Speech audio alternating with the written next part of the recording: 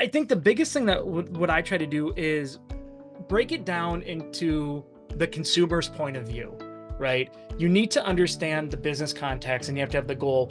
But then from a media perspective, talk about what it means to a consumer. And so whenever we're working with a client or we're pitching, we run what we call the source of business. And it's how do you translate their business goal into the action that marketing can drive?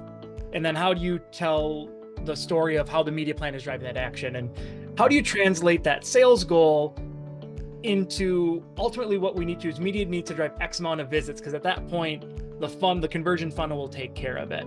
And then that gives me a context that I can say, if I need 1 million visits to the site, how many people do I have to reach? How many times to do this action? And it becomes much more digestible to the CMO and to the executive, because they can understand that consumer behavior and that consumer journey.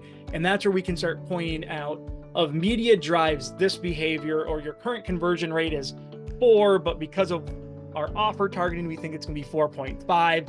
It's basic algebra, but if you can break it down, most people can follow kind of that consumer-led kind that's equalizing against their business metric, which is sales. I think in general, the issue becomes really mostly if there hasn't been alignment on the true goal, and if you're not actually understanding the true business need of the executive team of the business. And so the worst case is always if you follow the brief exactly and you haven't kind of figured out actually the mechanics of their business. And so early on in clients is typically where it'll be a little bit rougher on our end, where you're getting up and running and you're launching and you talk about how great something's going. It's very parallel to the example that Satya said about, the truck sales, and you've kind of lost complete sight of, well, we've done really good, but the business as a whole is down 20%. That's where you have egg on your face, kind of in those day-to-day conversations, those weekly conversations, even in like a QBR. That's the hardest thing for a media agency to get everyone on board, is kind of that holistic view of where we fit in. So that's kind of the bad side.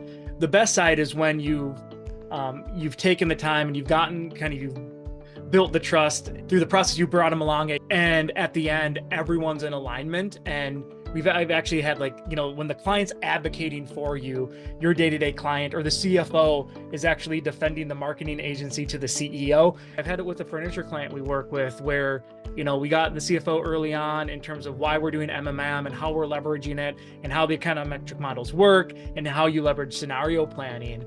So when we're having those presentations and we're getting poked and prodded on the, expectations. When you have an executive like the CFO saying, actually, team, remember, this is a forecast and here's how it relates to our business, I think that's when you've done it right.